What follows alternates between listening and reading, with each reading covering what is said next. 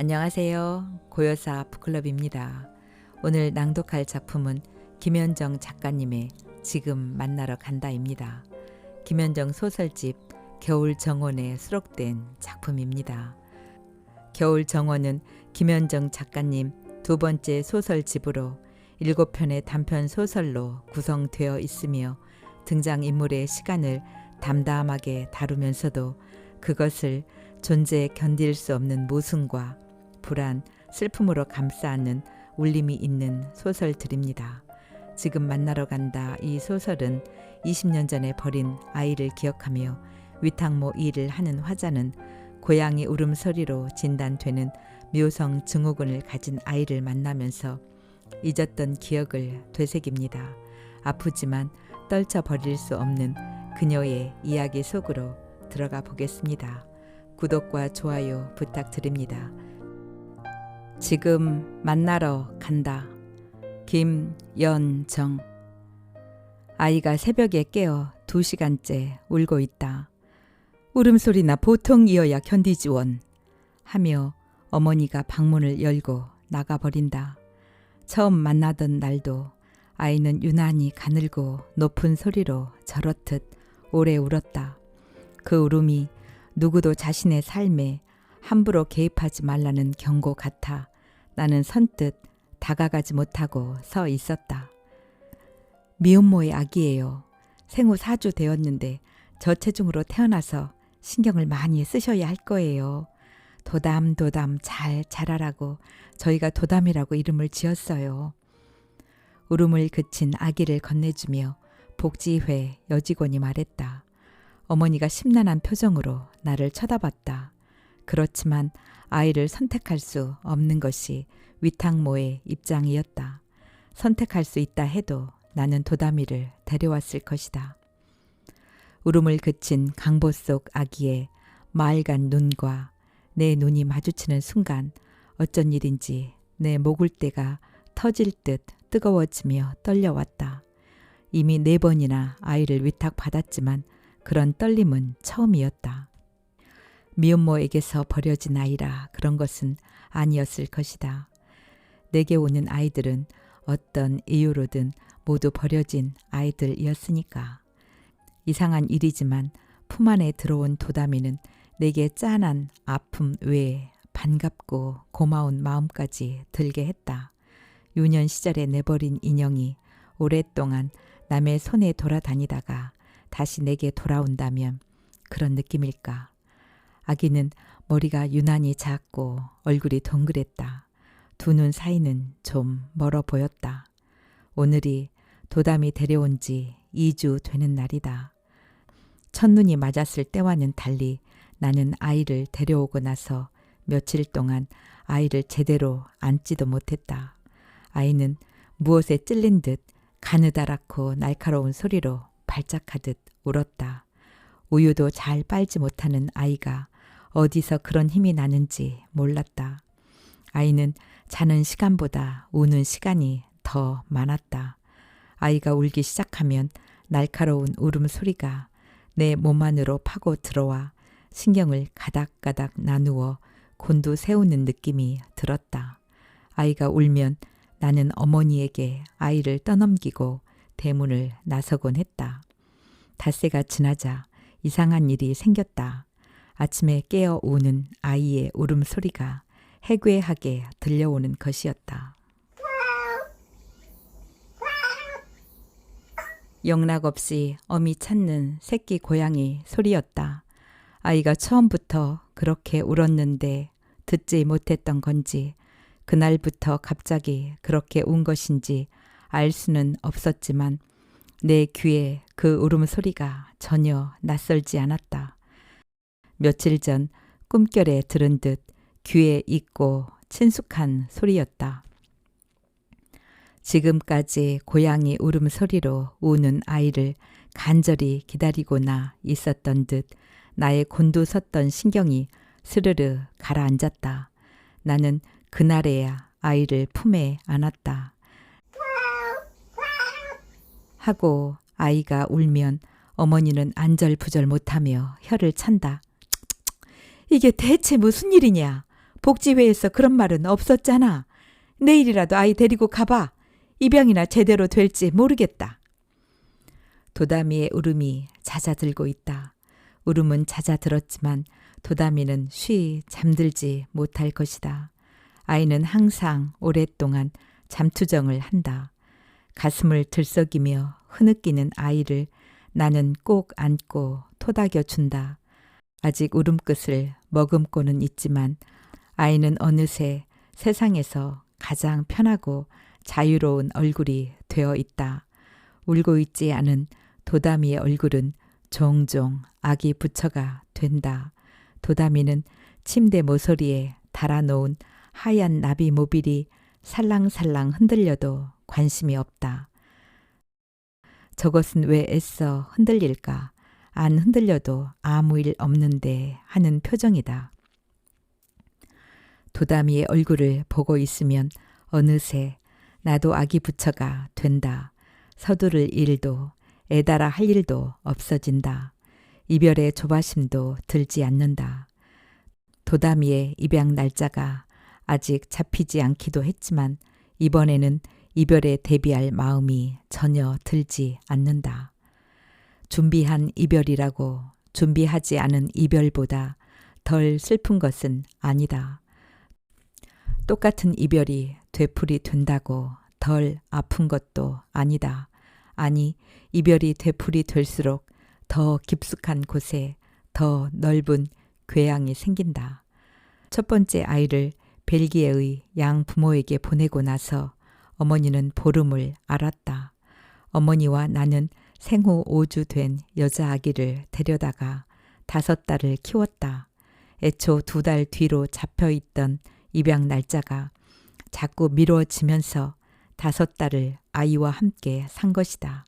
입양 천국이라는 오명을 듣지 않으려고 정부에서 해외 입양을 줄이고 있어 요즘은 아이들이 위탁모에게서 머무는 시간이 점점 길어지고 있다. 어머니는 위탁모 하겠다는 나를 썩 반기지 않았지만 막상 아기가 집에 오자 쌈지 속에 감춰두었던 마음까지 탈탈 털어서 줘버렸다. 손녀 키우는 재미를 못 봐서 더 그랬을 것이다. 어머니는 프레토리아에 가서 딱 한 번 손녀 승혜를 보았을 뿐이니까 아기에게 넋을 뺏겨 화초에 물 주는 걸 잊을 때마다 어머니는 말하곤 했다. 마당에 그득 핀 꽃들이 요 작은 사람꽃 하나를 못 당하는구나. 첫 아이를 보내고 난 뒤로 어머니는 아이들에게 정을 주지 않으려고 애를 쓰지만 마음을 주는 일이 어디 조절이 가능한 일인가. 일주일 만에 보내건 석 달 만에 보내건 자리 보전하고 들어 눕기는 마찬가지인 걸.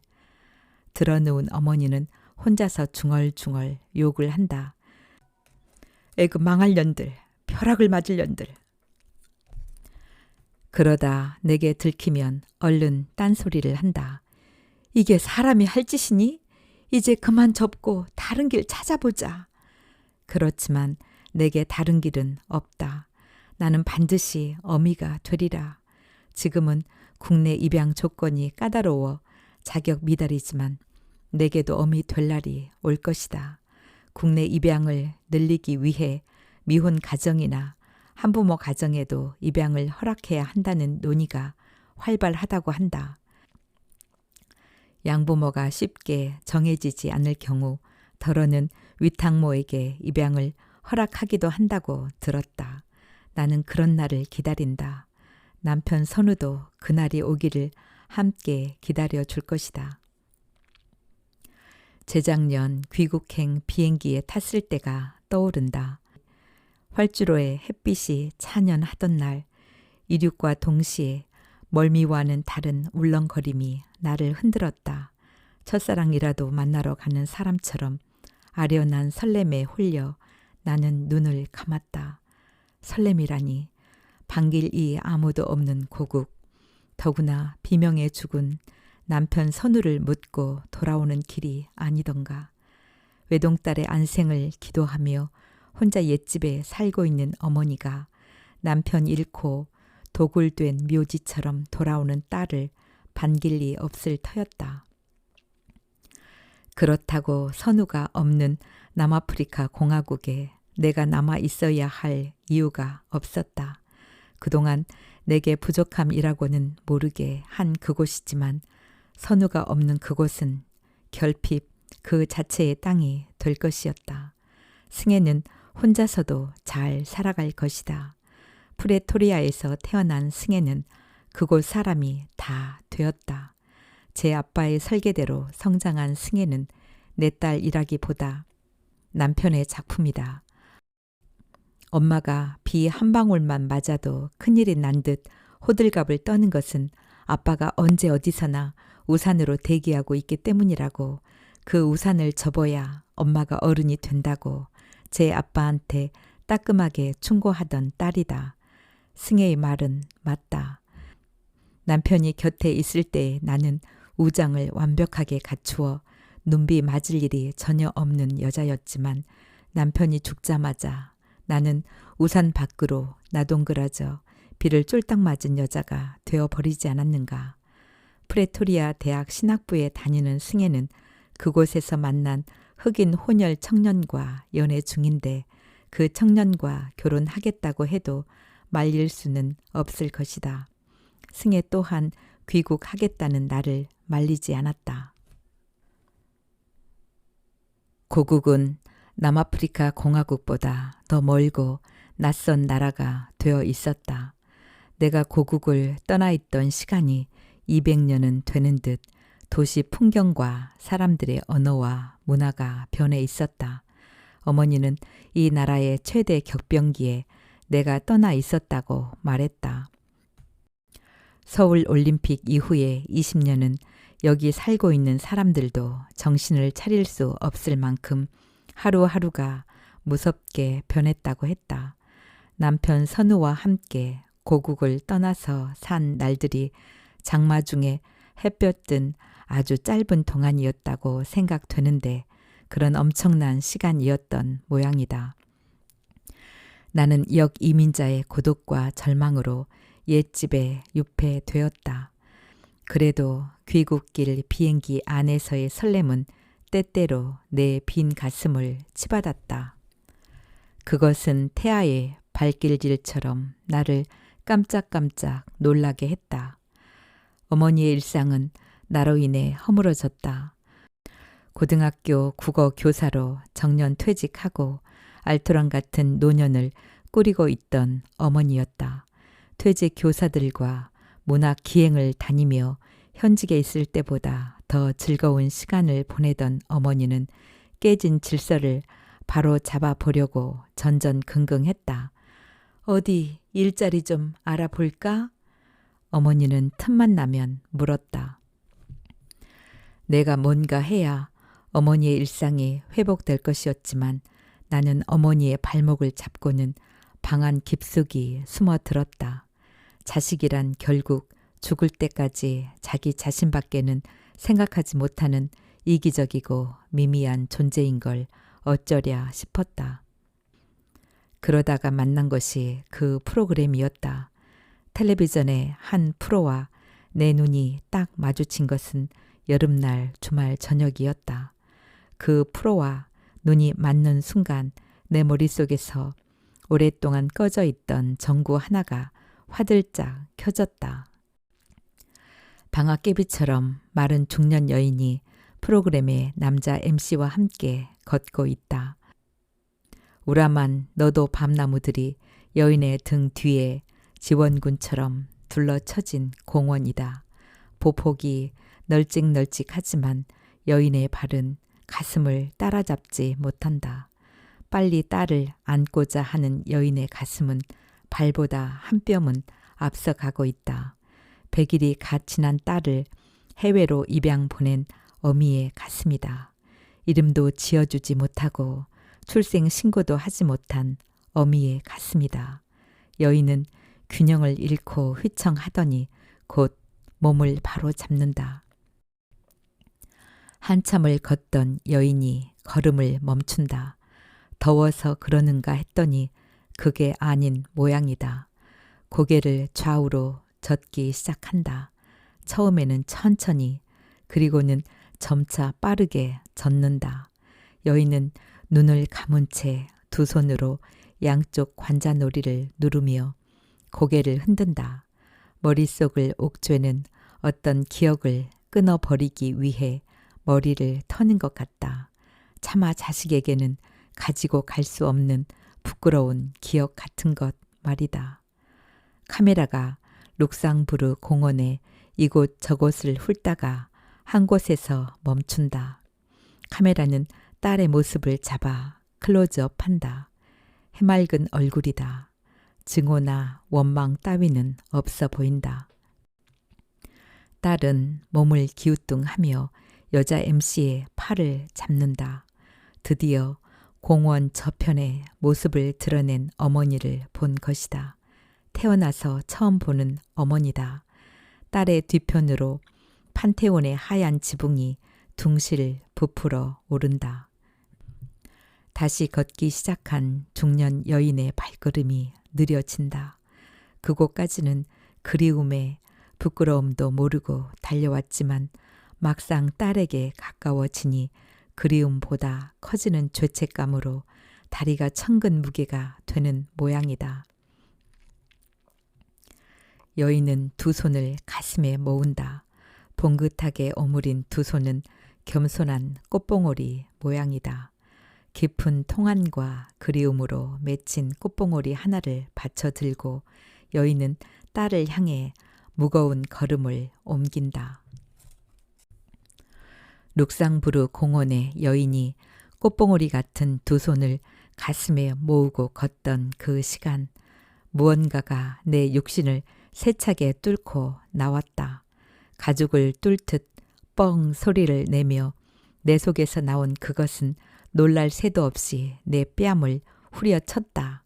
나는 하고 외치며 소파에서 일어났다. 내 뺨을 후려친 것은 분홍색 포대기였다. 아니, 분홍색 포대기에 둘둘 쌓인 아기였다. 아기가 순식간에 눈앞에서 사라졌으므로 얼굴을 뚜렷하게 기억할 수는 없었지만 아기가 뚫고 나온 가슴팍에는 남편 빠져나갔을 때보다 더한 공동이 뚜렷이 느껴졌다. 환영을 보이고 호련히 사라진 아기는 바로 그 애였다. 20년이 넘도록 내 인생에서 빠져있던 그 아이였다. 그동안 어떻게 잊고 살았을까? 그런 일이 어떻게 가능했을까? 남편 선우가 내게 무슨 약이라도 마시게 했던 걸까? 기억을 잊게 하는 묘약 같은 것. 혹은 프레토리아의 자카란타 꽃이 그 아이를 잊게 한 명약이었을까? 그 아이와의 마지막 날을 이렇듯 선명히 기억하는데 분홍빛 포대기에 아이를 둘둘 말아안고 택시에 오르던 그날을. 나는 룩상부르 공원의 여자보다 더 격렬히 고개를 저었다. 고개를 저을수록 그 아이의 울음소리가 아주 가까이에서 들려왔다. 그것은 내 몸 안에서 들렸다. 가슴의 공동에서 밤새 아이의 울음소리가 들끓었다. 도담이가 겨우 1시간 자고 깼다. 새벽부터 설쳐서 아침잠을 좀 자려고 하다가 아이 소리에 그만 깨버렸다. 아이는 다행히 잠시 울고는 거북이처럼 작은 눈동자를 이리저리 굴린다. 잘 잤어? 우리 도담이 엄마 찾는 거야? 엄마 여기 있네. 딸랑이를 흔들며 얼러준다. 도담이는 덤덤히 나를 쳐다본다. 도담이는 여간해서 웃지 않는다. 말을 시키고 얼러줘도 반응이 없다. 빠는 힘이 시원치 않아 그러는지 우유 먹는 것도 좋아하지 않고 움직이는 것도 좋아하지 않는다.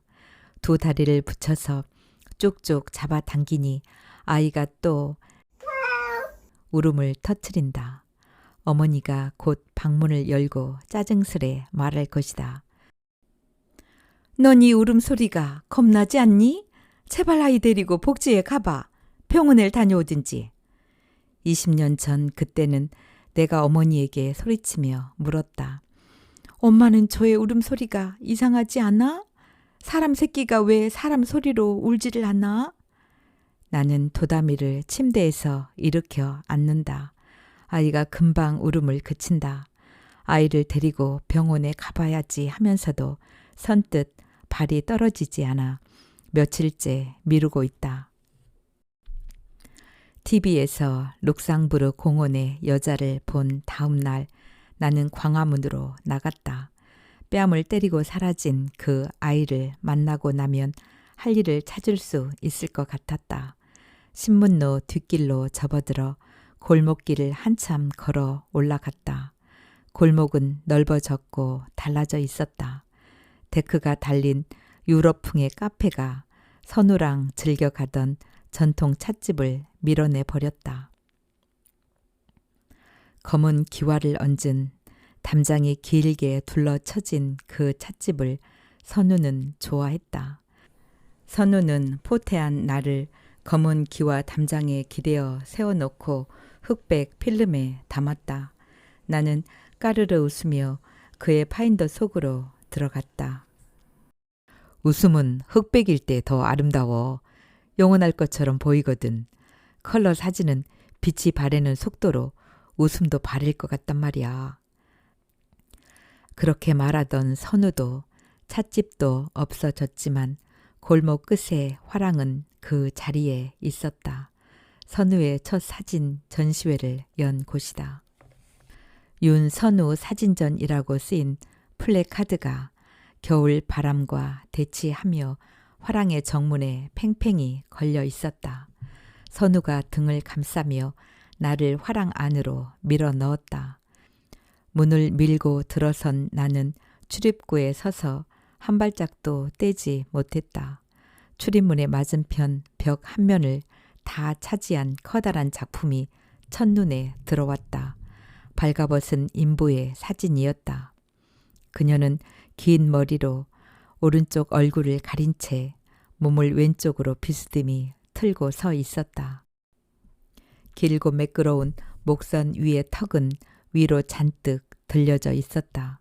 그녀의 단단하게 팽창한 복부 한가운데에는 무언가를 향해 질주하는 남자의 모습이 검은 물감으로 그려져 있었다. 나는 숨을 깊이 들이쉬었다.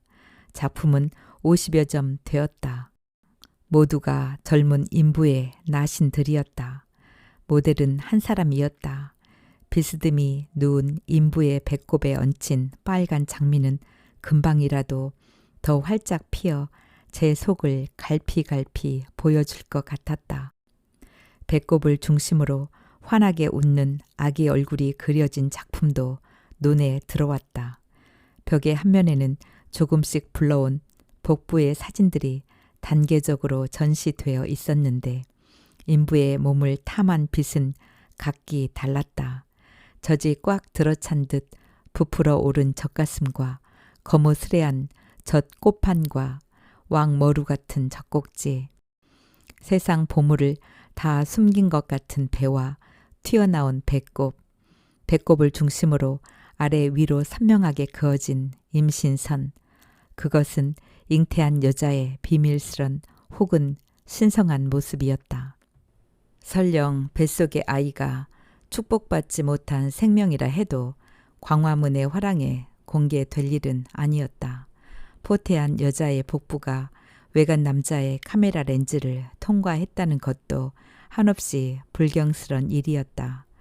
관광객들이 알아볼까봐 나는 얼른 문을 밀고 나왔다. 선우가 뒤쫓아 나왔다. 놀랐지? 미쳐서 모델할 땐 언제고 막상 전시된 걸 보니 좀 그러네. 나는 참았던 숨을 후 토해내며 만삭의 배를 두 손으로 감쌌다. 출산을 한 달 앞두고 있었다. 내 두 손을 선우의 손이 다시 감쌌다.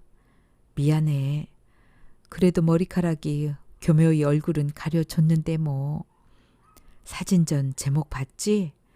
나는 플래카드를 다시 쳐다봤다. 푸른 글씨로 작게 쓰인 제목이 보였다. 지금 만나러 간다? 맞아. 나는 지금 너의 아이를 만나러 가는 중이야. 아니, 우리 둘이 지금 그 아이를 만나러 가고 있는 거야. 아무것도 두려워하지 마.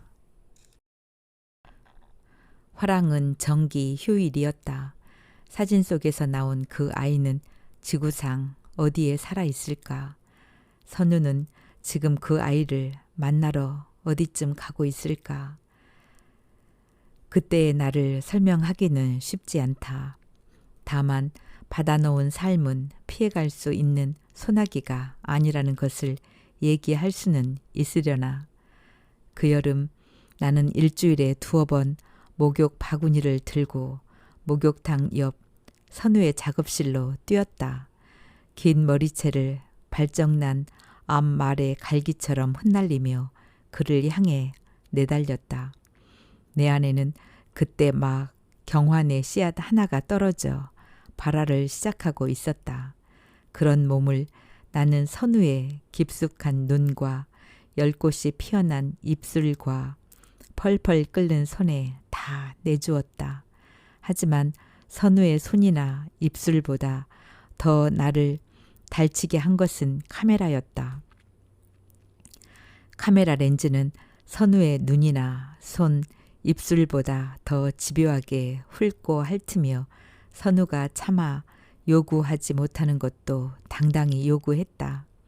나는 렌즈의 유혹과 요구에 온유월 들장미처럼 몸을 열어 보였다.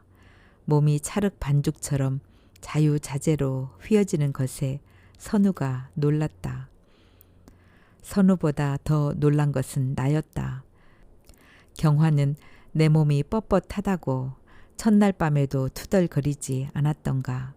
나는 경환에게는 한 번도 보여주지 못한 곡선들을 카메라 앞에서 그렸다. 얇은 커튼을 뚫고 들어온 여름 햇빛은 송곳처럼 뾰족하고 끈질겼다. 빛과 욕정은 양립할 수 없다고 누가 그랬던가. 선우는 자주 턱을 떨며 카메라를 집어던지고 햇빛 속에서 피사체를 넘어뜨렸다. 나는 열정과 부도덕 사이에서 흔들리지 않았다. 부도덕 같은 건 내게 없었다. 내 배가 본격적으로 불러오자 선우의 불길이 잦아들었다. 카메라 렌즈의 유혹도 주춤했다. 선우는 지구본의 반쪽 같은 내 배를 쓰다듬으며 지구상에서 또 하나의 신대륙이라도 발견한 듯 경탄을 쏟아냈다. 이건 아름다움의 밭에서 캐낸 것 중에서도 최고야. 정말 이 속에 생명이 있단 말이지? 창조주의 버금가는 이 엄청난 일을 여자들이 하고 있단 말이지? 선우는 일기 쓰듯 나의 하루하루 몸의 변화를 필름에 담고 싶어 했다. 그는 때로 인공 조명보다 자연의 빛을 원했다. 나는 선우가 원하는 빛 앞에 서기 위해 오전 11시에 혹은 오후 2시에 또는 석양에 그의 작업실로 갔다.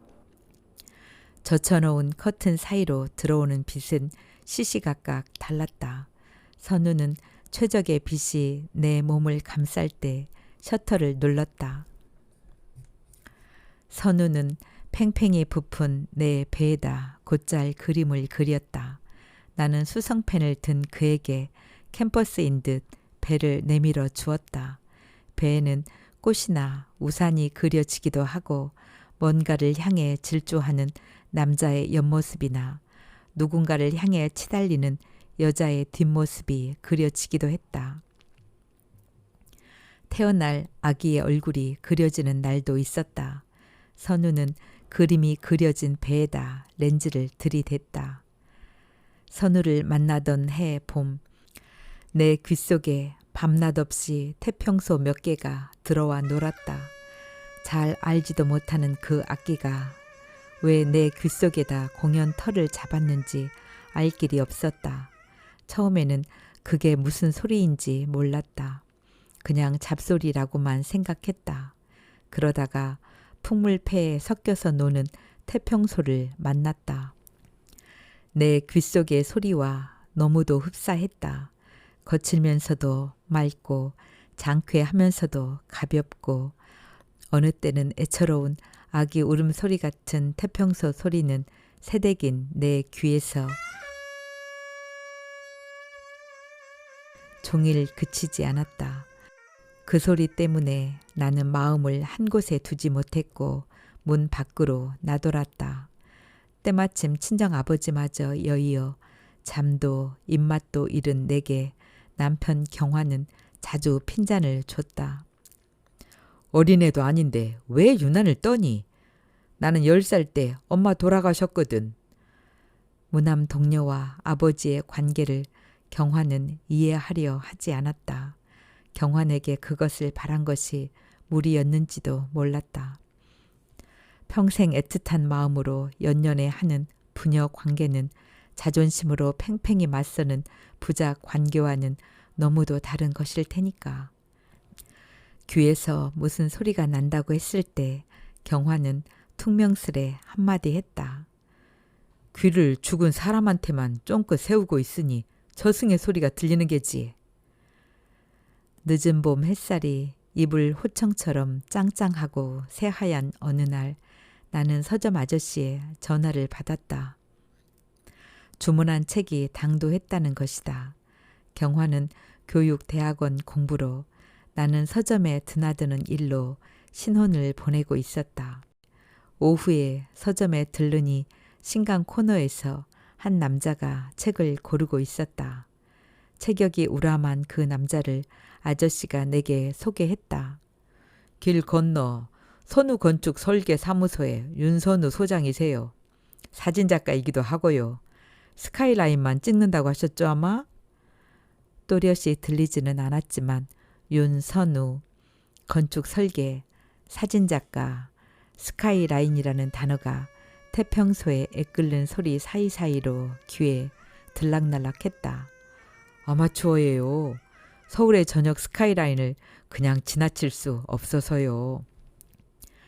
내가 소음 속에서 건진 단어들을 조합해 보면 남자의 말은 그런 의미였던 것 같다.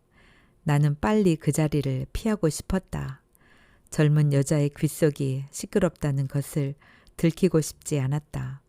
나는 남자에게 목례를 하고는 돌아섰다. 남자가 내 뒤를 따라 나왔다. 저를 처음 보세요? 남자가 핸들을 잡고 앞을 보며 물었다. 굳이 나를 데려다 준다는 남자를 뿌리치지 못했다. 나는 그의 옆 얼굴을 쳐다봤다. 모르는 얼굴이었다. 전 그쪽을 여러 번 배웠는데요. 나는 잠자코 있었다. 그는 자신의 말에 설명할 빌미를 얻지 못해서인지 다음 말을 선뜻 잇지 못했다. 낯선 남자와 낯선 여자가 삼키고 있는 깊은 숨은 은밀하고 팽팽한 침묵이 되었다. 한데 그 은밀한 침묵이 조금도 거북하거나 부담스럽지 않았다. 부담스럽기는커녕 그 침묵을 베개 삼아 분홍빛 블라우스의 단추라도 하나 풀고 늘어지게 한잠 자고 싶었다. 내가 별로 불편해하지 않는다는 걸 읽었는지 그가 웃으며 말했다. 실은 제가 아저씨를 졸랐어요. 소개해달라고. 어쩌자고 유부녀를 하며 나는 속으로 씁쓸히 웃었다. 전문 대학을 졸업하자마자 나는 결혼해 버렸던 것이다. 세상사에 야물지 못하고 특별히 잘하는 것도 없는데 나이 먹어봐야 득 되는 게 없겠다고 어머니가 서둘렀다. 기껏 얼굴이 하얗고 순해 보인다는 것 하나가 장점이라면 장점인 나는 중학교 기술 교사인 경환을 만나 결혼했다. 분홍이 열정과 부도덕 사이에서 흔들리는 색이란 걸 아세요? 그의 말에 나는 깜짝 놀라며 단추가 촘촘히 달린 내 분홍빛 블라우스를 내려다 보았다. 그때 그가 아주 작은 입속말로 중얼거렸다. 앞으로는 스카이라인이 아닌 다른 것을 찍게 될지도 모르겠어요. 그런데 참 별일이었다. 그의 작은 말소리가 명료하게 내 귀를 통과했다. 음절 하나하나가 씻은 듯이 맑고 정확하게 들렸다. 귀를 틀어막고 있던 지저분한 솜방망이가 갑자기 쑥 빠져 달아난 것처럼 두 귀가 뻥 뚫려 버렸다. 그리고 머릿속에 난데없이 이런 구절이 떠올랐다. 사랑은 눈과 귀에 더할 수 없는 능력을 준다. 그래서 사랑하는 사람의 눈은 독수리의 눈을 능가하고 사랑하는 사람의 귀는 지극히 미미한 소리도 듣는다. 그의 눈 또한 독수리의 눈을 능가했던 것이다. 새댁의 마음에 난 작은 틈을 보아버렸으니 그 틈으로 햇빛보다 먹구름과 드센 바람이 더 자주 드나드는 걸 보아버렸으니 말이다. 도담이가 침대에 누워 모처럼 웃고 있다. 저녁에 우유를 제법 먹더니 기분이 좋은 모양이다. 침이 흘러 입가가 축축하다. 나는 도담이의 웃는 얼굴을 등지고 돌아선다. 초저녁에 프린트해둔 인터넷 기사를 주머니에서 꺼내어 읽는다. 신생아가 울 때 고양이 울음 같은 가늘고 높은 소리를 낸다면 묘성 증후군을 의심해 봐야 한다. 묘성 증후군은 염색체 이상으로 생기는 선천적 유전 질환으로 정상인 부모에게서도 나타난다.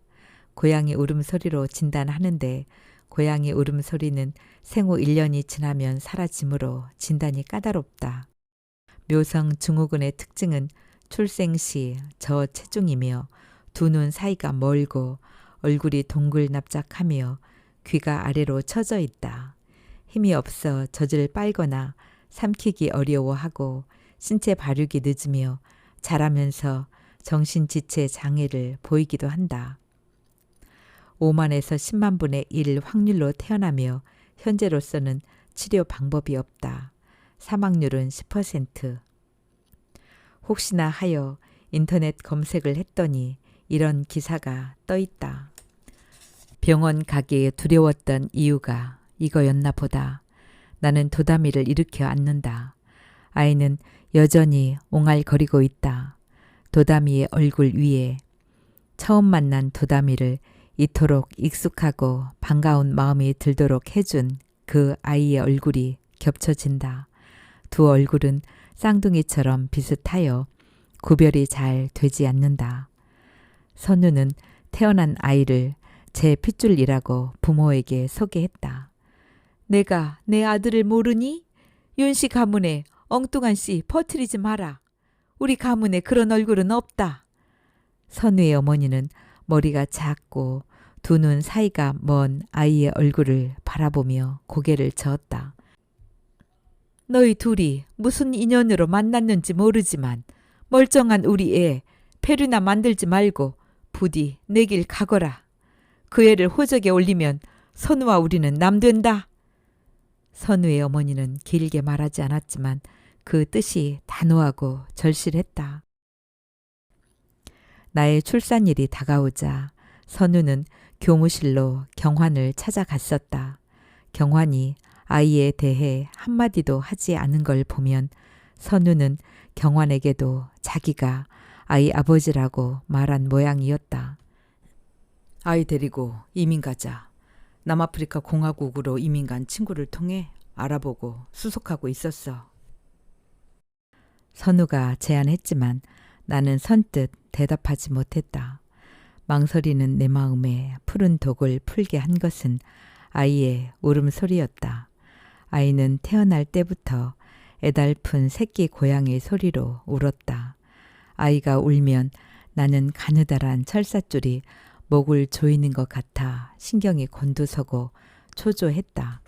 나는 병원에 데려갈 생각은 하지 않고 아이를 뚫어져라 쳐다보기만 했다. 태어난 지 100일이 되도록 나는 아이 이름도 지어주지 않았다. 선우는 매일 아이를 보러 왔다. 왜 아기 이름을 안 지어?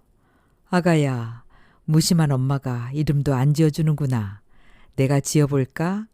아가야, 너를 이렇게 만났구나. 내가 이렇게 생겼구나. 내가 얼마나 보고 싶어 했는지 아니? 바깥 세상이 화날 줄 알았는데 엄마 뱃속보다 더 어둡고 복잡하지? 조금만 참아. 곧 환해질 거야. 우는 아이를 달래는 선우는 지치지도 않았다. 아이 울음소리가 이상하지 않아? 내가 물으면 그는 글쎄 하며 웃었다. 다시 어머니에게 물었다. 이의 울음소리가 이상하지 않아요? 사람 새끼가 왜 사람 소리로 울지를 않아? 어머니의 대답도 선우와 같았다. 하지만 내게는 아이의 울음소리가 여전히 해괴망측하게 들렸다.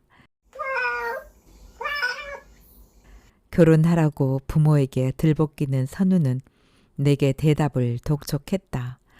아이의 울음 때문에 잠을 자지 못하는 밤마다 나는 사리를 느끼곤 했다. 나 자신을 믿을 수 없어 무서운 나날들이었다. 선우가 장기 출장 중이던 어느 날 아이가 굶주린 길고양이처럼 밤새 울어댔다. 새벽이 되자 어머니도 나도 아이도 탈진했다. 그러면서도 아이는 울기를 멈추지 않았다. 허기진 고양이 소리를 내며 울었다. 나는 아이의 울음을 멈추게 하고 싶었다. 아이의 말랑거리는 목을 감싼 두 손에 몇 번이나 힘을 주었다가 풀었다. 어머니가 아침녘에 깊은 잠에 떨어지자 나는 부랴부랴 아이를 분홍색 포대기에 말았다. 해외 입양 기간을 찾아가는 택시 안에서 아이의 눈은 실핏줄이 터진 내 눈과 마주치려고 안간힘을 썼다. 아이의 이름을 한 번도 불러보지 않고 나는 그렇게 남아프리카 공화국으로 갔다. 남편 선우가 3명의 친구들과 함께 정원으로 들어섰다. 그중 한 명은 한국인이었다. 남아프리카 공화국에 처음 온 친구를 남편이 요하네스버그 공항에서 데려오는 길이었다. 친구는 게스트하우스인 우리 집에서 이틀간 묵기로 했다. 콩고에서 무슨 일을 시작할 모양이었다. 하지만 남편으로부터 2명의 흑인 친구를 더 데려온다는 얘기는 듣지 못했다. 거실 유리창으로 내다보니 흑인들은 낯이 설었다. 남편의 현상소에 드나드는 젊은이 들인 듯 싶었다. 사진도 찍고 현상도 해주는 것이 남편의 일이었다. 디지털 카메라가 보급되기 전에 남아프리카 공화국에서 사진 현상소를 차린 사람들이 그랬듯 남편도 빨리 자리를 잡았다. 유창한 영어 실력에 진심이 담긴 친화력이 한 몫을 했으리라. 남편의 고객은 거의가 흑인이었다. 남편이 미리 알리지 않고 손님을 데려온 적이 없어 의아했지만 오늘은 크리스마스 이브니까 하고 나는 생각했다. 어슬핏한 저녁 기운이 정원에 내려앉고 있었다. 자카란다 꽃이 핀 우리 집 정원 위의 하늘은 청보랏빛이었다. 남편은 자카란다 나무 밑에 서서 요란한 손짓을 했다. 남편답지 않은 커다란 손짓이었다. 처음 프레토리아에 온 친구에게 그 도시의 상징인 자카란다 나무에 대해서 얘기하는 것 같았다. 프레토리아의 가로수인 자카란다 나무의 꽃은 봄이 시작되는 9월부터 11월까지 피어 그 도시 사람들을 잠시 착하게 만든다. 새까만 가지에 잎보다 먼저 핀 보랏빛의 꽃을 초롱초롱 늘어뜨린 그 나무 아래를 건너라면 누구나 선한 몽상가가 되지 않을 수 없다. 부정한 기억도 보랏빛 안개에 쌓이게 되고 각박하고 야멸친 마음도 보라색 물감에 잠긴 듯 흐물흐물 풀어질 수밖에 없게 된다. 벚꽃은 활짝 개인 아침의 느낌인데 자카란다 꽃은 몽환적이고 원시적인 밤의 이미지야. 나중에 집을 지으면 정원에 자카란다 나무를 심어줄게. 언젠가 자카란다 나무 전시회도 한번 열고 싶어. 나는 자카란다에 반한 남편이 쉽게 이해되지 않았다. 몽환과 남편은 전혀 어울리지 않았기 때문이다. 남편은 선명한 사람이고 활짝 갠 아침의 남자였다. 아무튼 남편은 몇 년 전에 주택을 사면서 자카란다 나무 한 그루를 정원에 심었다. 그 집으로 이사한 뒤 남편과 나는 자카란다 꽃그늘 아래서 인생의 오후 3시를 맞이했다. 나와 남편은 당연히 보랏빛 그 도시에서 인생의 저녁과 밤 또한 기꺼이 맞으리라 생각했다. 집안은 조용했다. 흑인 가정부는 크리스마스 휴가 중이고 딸은 데이트 중이었다. 나는 크리스마스 이브를 위해 브라이와 피노타주를 준비했다. 브라이는 남편이 좋아하는 음식이다. 고기와 채소에 소금을 뿌려가며 통나무로 만든 숯불 위에서 구워 먹는 바비큐다. 그날 밤 나는 양고기와 버섯을 푸짐하게 준비했다. 브라이와 함께 그 나라의 대표 와인인 피노타주를 마시며 남편과 나와 손님들은 밤 늦게까지 정원에서 크리스마스 이브를 즐기리라. 피노타주는 여인의 혀와 사자의 심장에서 추출한 체액이래요. 이걸 충분히 마셔두면 누구하고든 끝없이 이야기를 할 수 있고 악마와 대적할 수 있는 힘도 생긴대요. 나는 그렇게 말하며 먼저 잠자리에 들고 피노타주를 충분히 마신 남편과 친구들은 밤새워 이야기를 나누겠지. 악마여 와라, 얼마든지 대적해 주마 하면서. 나는 현관문을 열고 나섰다. 정원을 가로질러 남편에게로 갔다. 저녁 하늘이 짙푸르고 맑았다. 메리 크리스마스! 흑인들이 유쾌한 목소리로 내게 인사를 했다. 남편 친구는 가벼이 고개를 숙였다. 그의 힘은 여행 가방의 손잡이를 움켜잡은 손에 다 들어가 있는 듯 보였다. 여보, 이 친구들을 공항에서 만났는데 크리스마스 이브를 함께 보내고 싶다고 하는 거야. 그래서 함께 왔어. 음식은 충분하지? 남편이 흑인들의 어깨를 두 팔로 껴안으며 말했다. 남편의 목소리와 손짓이 과장되어 어색해 보였다. 이제 곧 자카란다 꽃이 질 거잖아. 이 친구가 언제 또 이 꽃그늘 아래 와보겠어? 게다가 크리스마스 이브에 자카란다 꽃을 본다는 건 아주 희귀한 일이잖아. 그렇지 않나 친구들? 남편이 큰 소리로 웃으며 흑인 친구들을 향해 물었다. 나는 지나치게 크게 웃는 남편을 바라다 봤다. 나와 눈이 마주치자 남편이 한쪽 눈을 찡긋했다. 남편의 눈짓이 어떤 신호가 아닐까 하고 잠시 생각했지만 나는 곧 그 생각을 거두었다. 맞아, 맞고 말고 당신 친구는 아주 행운하지.